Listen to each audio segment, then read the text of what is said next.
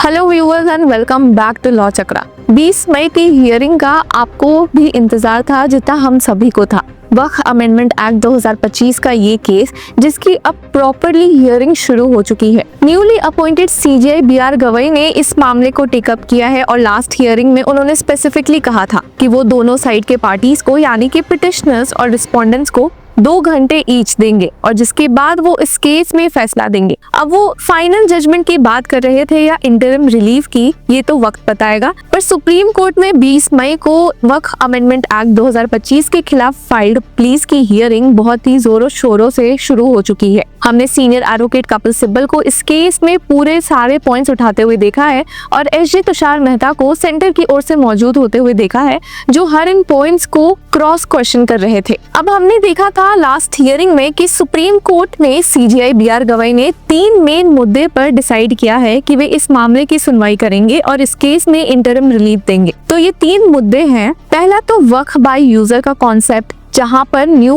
Act ने इस concept को पूरा नलिफाई कर दिया है, इसे रिमूव कर दिया है। दूसरा है nomination of non Muslims to the waqf council and state waqf. अब इस न्यू एक्ट में था कि नॉन मुस्लिम मेंबर्स भी इस वक्फ स्टेट काउंसिल बोर्ड्स में रहेंगे, जो कि लोगों को बिल्कुल भी पसंद नहीं आया है, स्पेशली मुस्लिम कम्युनिटीज को, क्योंकि उन्हें कहीं ना कहीं ये उनके रिलीजियस राइट में इंटरफेरेंस जैसा लग रहा है। अब सेंट्रल गवर्नमेंट ने ये अश्योरेंस तो दिया है कि ऐसा कुछ नहीं है और ये नॉन मुस्लिम मेंबर्स सिर्फ एडमिनिस्ट्रेटिव साइड ही फोकस करेंगे। और तीसरा है identification of government lands under waqf. अब इस नए एक्ट में गवर्नमेंट लैंड्स जिसे कि वक्फ प्रॉपर्टी डिक्लेयर किया जा चुका है या फिर करने के जो विवाद में घिरा हुआ है, उसके लिए बहुत स्पेसिफिक रूल्स एंड रेगुलेशंस दिए गए हैं। तो इन 3 की कोर पॉइंट्स पर सुप्रीम कोर्ट ने डिसाइड किया था कि वे आज की हियरिंग बेस करेंगे और उसी के बाद इंटरिम रिलीफ देंगे। तो अब इस केस में एस.जे. तुषार मेहता ने क्या पॉइंट्स रखे, सीनियर एडवोकेट कपिल सिब्बल ने क्या बोला, किस बात पर उन पे झगड़ा हुआ है और सीजेआई बी.आर. गवई ने क्या कहा है, चलिए एक एक करके सब कुछ देखते हैं। अब हियरिंग की शुरुआत में ही एस.जे. तुषार मेहता ने कहा कि सिर्फ 3 की पॉइंट्स पर ही बात होनी चाहिए, इसके अलावा और पिटिशंस नहीं आने चाहिए या इसके अलावा और मामले नहीं खुलने चाहिए। तो कहीं ना कहीं वो इस हियरिंग के स्कोप को नारो करने की कोशिश कर रहे थे। सेंट्रल गवर्नमेंट का ये कहना था कि उन्होंने 3 की पॉइंट्स पर अपने रिस्पॉन्सेज एफिडेविट सब सबमिट कर दिया और सुप्रीम कोर्ट को भी इसी 3 पॉइंट पर फोकस करना चाहिए। हालांकि इसका काउंटर करते हुए सीनियर एडवोकेट कपिल सिब्बल दिखे, जिन्होंने कहा कि the then CJI said we will hear the case and see what interim relief has to be granted. Now we can not say confined to 3 issues. This is about capture of waqf lands. तो उन्होंने कहा कि यहाँ पर हम ऐसा कर ही नहीं सकते हैं कि सिर्फ 3 की पॉइंट सुनना पड़ेगा। अगर कुछ और अनकॉन्स्टिट्यूशनल लगे या कुछ और ऐसा लगे जिसमें कंट्रोवर्सीज है जो कि बहुत ही कंफ्यूजिंग है, तो सुप्रीम कोर्ट उस मामले को सुन सकती है। तो सेंट्रल गवर्नमेंट का ये कहना कि सिर्फ 3 की पॉइंट सुना जाए काफी गलत है। इस पर सीनियर एडवोकेट अभिषेक मनु सिंघवी भी ने सीनियर एडवोकेट कपिल सिब्बल की बात से अग्री किया और कहा कि yes there can not be any piecemeal hearing. ऐसा नहीं कर सकते कि हम छोटी छोटी हियरिंग्स ले एक पूरे एक्ट के लिए कि नहीं हम अभी सिर्फ 3 पॉइंट्स पर फोकस करेंगे, उसके बाद कुछ और बातें निकली तब हम सुप्रीम कोर्ट आएंगे, ऐसे नहीं होगा। इस पूरे एक्ट को एज अ होल लेना पड़ेगा। अब भले इस केस में पिटिशंस कम हो गई है, पर इसका मतलब यही नहीं कि वो जो ब्रॉड स्कोप था पिटिशंस का उसे कम किया जाए, बस 3 की पॉइंट्स तक रखा जाए। अब इसके बाद सीजेआई बी.आर. गवई ने कहा कि we are also under the impression that we need to grant interim relief. इस बात पर सीजेआई बी.आर. गवई ने ये क्लैरिफाई किया कि उन्हें पता है कि उन्हें इस मामले में एक ग्रांट करना होगा इंटरिम रिलीफ, क्योंकि इतने समय से ये केस पेंडिंग चल रहा है। एक सीजेआई भी बदल दिए गए थे इस वक्त में, तो फिर उन्हें पता है कि ये केस कितना इंपॉर्टेंट है और पिटिशनर्स इस केस में इंटरिम रिलीफ की मांग कर रहे हैं।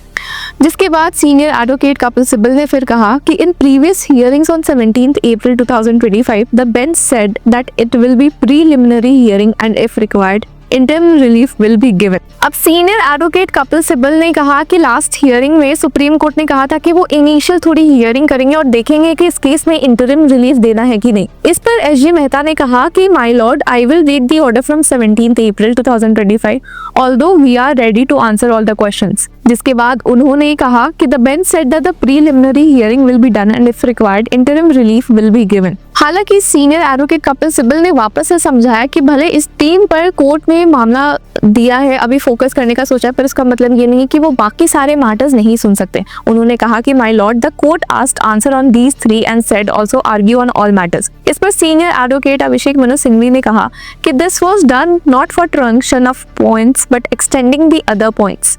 इस पर सीजीआई बीआर गवई ने एक फनी बात भी बोली। उन्होंने कहा कि वो खुश है कि वो 6 महीने में ये सीजीआई की पोस्ट को डिमिट भी कर देंगे, because my tenure in high court was much more happier compare to 6 months here. इस पर एसजी मेहता ने भी कहा कि हाँ माय लॉर्ड, आप सही बोल रहे हैं। और जिसके बाद सीनियर एडवोकेट कपिल सिब्बल ने कहा कि practices are not being followed my Lord.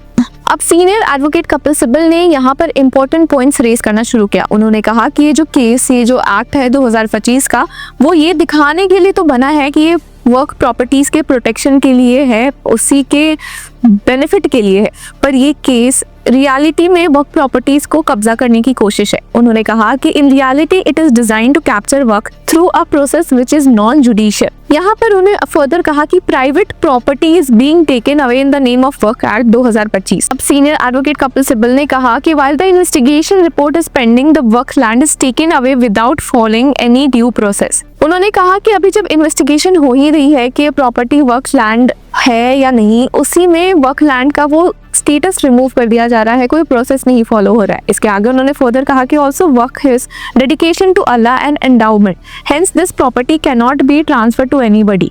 इसके बाद ही उन्होंने एक बहुत इंपॉर्टेंट बात उठाई। उन्होंने कहा कि under our constitution state can't finance religious institutions. If mosque, burial ground, state can't finance that. At the end of life of people, Muslims dedicate their land to God for burial and mosque. Mosque doesn't have anything like temples which have चढ़ावा। तो इस पर CGI B R Gavai ने कहा कि ये तो दूसरे रिलीजन में भी होता है। यहाँ पर सीनियर एडवोकेट सिब्बल ने कहा कि टेम्पल्स और मॉस्क में बहुत डिफरेंस है, टेम्पल्स में चढ़ावा होता है। पर यहाँ पर सीजीआई ने कहा कि but I have visited dargah as well. पर सीनियर एडवोकेट सिब्बल ने समझाया कि dargah and mosque are 2 different things.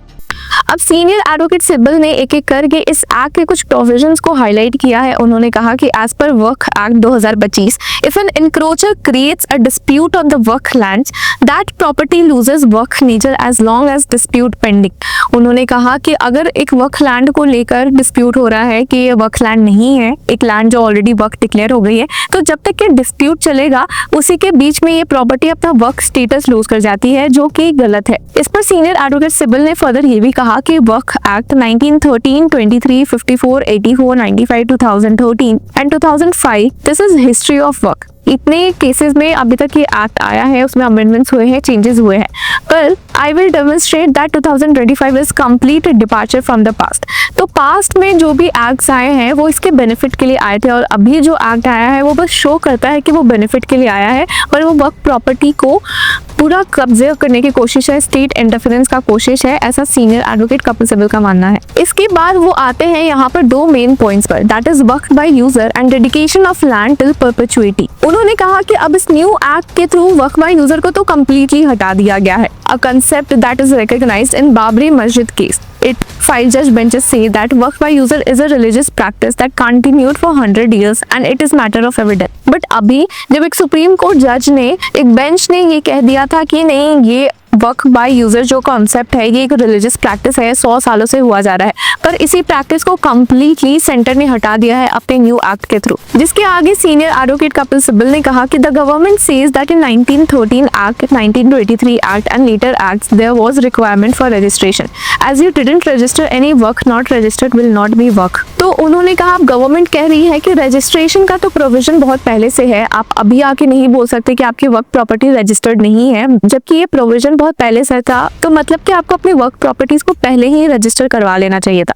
इस पर सीनियर एडवोकेट सिब्बल ने कहा कि many of these were created 500 to 200 years ago, where you will find the registration। उन्होंने कहा कि इस मामले में रजिस्ट्रेशन कहाँ से मिलेगा इसे प्रॉपर्टीज का, पर इधर ही सीजीआई बीआर गवई ने कहा कि in these acts 1913 and 1923 registration was mandatory. तो उन्होंने बताया कि दो एक्ट जो ऑलमोस्ट बहुत साल पहले के हैं उसमें तो रजिस्ट्रेशन कंपलसरी की गई है, तो अभी तक रजिस्ट्रेशन क्यों नहीं हुआ। इस पर सीनियर एडवोकेट सिब्बल ने कहा कि yes it was but consequences were not mentioned. उन्होंने कहा कि रजिस्ट्रेशन कंपलसरी था बट ये कहीं ना कहीं नहीं लिखा था कि उसके कॉन्सिक्वेंसेस क्या होंगे अगर आप रजिस्ट्रेशन नहीं करवाते। अब इस एक्ट का कहना है कि आपकी वो प्रॉपर्टी ही छीन ली जाएगी, इसके बावजूद कि रिलीजियस प्रैक्टिस वहां हुआ था 100 सालों से, बस आपके पास डॉक्यूमेंट्स नहीं है। अब सीजे बीआर गवई ने कहा कि फ्रैंकली उन्हें पूरा केस ही पढ़ना पड़ेगा, पूरे सारे केसेस पढ़ने पड़ेंगे, तब जाके समझ आएगा कि पूरा मुद्दा क्या है। उन्होंने कहा कि I haven't gone through, I will be very frank, we will have to start from ABC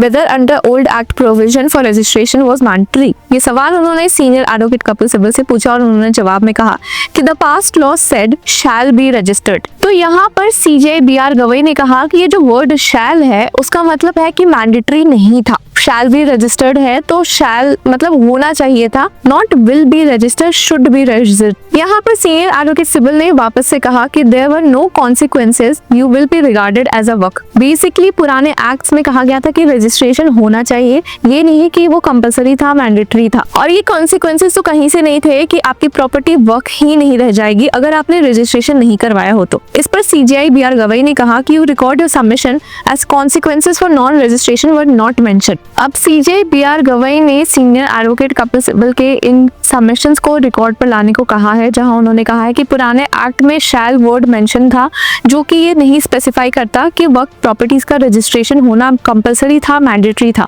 और वहां ये भी नहीं मेंशन था कि इसके कॉन्सिक्वेंसेस होंगे अगर आप प्रॉपर्टी को रजिस्टर नहीं करवाते हो तो। सीनियर एडवोकेट कपिल सिब्बल ने कहा कि the only consequence was removal of mutawalli, जो कि केयरटेकर होता है उस वक्त प्रॉपर्टी का। As he didn't register, he will face consequences. ये नहीं होगा कि प्रॉपर्टी को ही वक्फ डिक्लेयर नहीं किया जाएगा आपसे। उन्होंने कहा कि but character for waqf land will not change, act 2025 changes this my lord. उन्होंने फर्दर कहा कि under act 2025 if you are waqf by user tell us who established it. How would we know, my lord, who established it 200 years ago?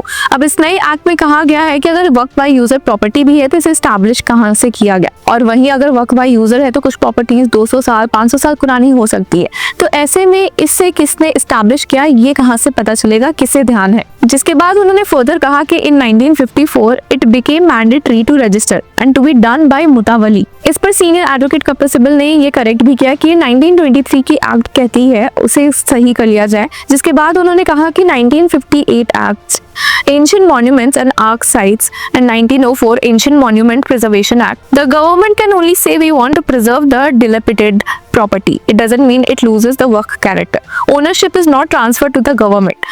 Also, you can't stop the owner from dedicating it to work. अब यहाँ पर एक और बात उठती है कि अगर किसी वक्फ प्रॉपर्टी को एंशिएंट मॉन्यूमेंट डिक्लेयर कर दिया जाता है तो वक्फ प्रॉपर्टी नहीं होती। इसी बात का counter senior advocate Kapil Sibal ने कहा। उन्होंने कहा कि act 2025 says the moment it is declared ancient monument is no longer work. It is completely take over of work property of Muslim community including ownership. तो इस पर सीजे बीआर गवई ने पूछा कि क्या उस वक्त प्रॉपर्टी के एंशिएंट साइट्स होने की वजह से राइट टू रिलीजन का भी प्रॉपर्टी, राइट टू रिलीजन का भी राइट छीना जा सकता है? Does it take away your right to worship there? तो इस पर सीनियर एडवोकेट कपिल सिब्बल ने हाँ कहा। इस पर सीजीआई ने एक बहुत ही इंपॉर्टेंट सवाल पूछा कि आपका आर्ग्यूमेंट ये है क्या कि on such declaration all religious activity will not be allowed? अगर ये सारी डिक्लेरेशन होती है, वक्त बाय यूजर को रिमूव किया जाता है, वक्त प्रॉपर्टीज को एंशिएंट मॉन्यूमेंट्स अगर डिक्लेयर किया जाता है तो आपका रिलीजियस राइट हैम्पर होता है। जिस पर सीनियर एडवोकेट कपिल सिब्बल ने कहा कि act 2025 stops my fundamental right under article 25 and 26, I need you to protect it. तो यहाँ बात घूम फिर कर वहीं आ गई कि ये एक्ट पूरा का पूरा एक्ट रिलीजियस राइट्स को वायलेट करता है, जो कि हमारा एक फंडामेंटल राइट है। वर्क हियरिंग जो कि बहुत लंबी चली है, जिसमें और भी कुछ अपडेट्स हैं, तो इस हियरिंग के नेक्स्ट पार्ट से अपडेट रहने के लिए हमें हर जगह फॉलो कीजिए and keep supporting law chakra.